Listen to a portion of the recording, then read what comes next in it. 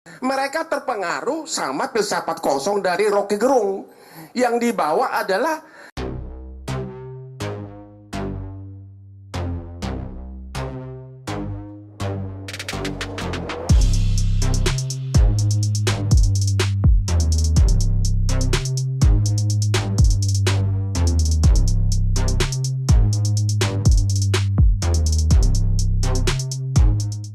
ini mereka tidak lakukan. Mereka terpengaruh sama filsafat kosong dari Rocky Gerung.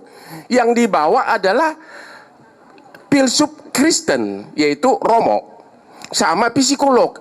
Bagaimana suatu peristiwa perbuatan melawan hukum dibuktikan mau dicoba dibantah dengan psikolog, sama etika, sama Romo ahli gerejani. Jadi benar-benar pembelaan mereka itu seperti saya bilang di awal, benar-benar pepesan kosong, ya.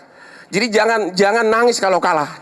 Udah itu aja. Rocky Gerung, saya tantang kau berdebat hukum, ya, bukan berdebat filsafat Kopingho, ya. Thank you.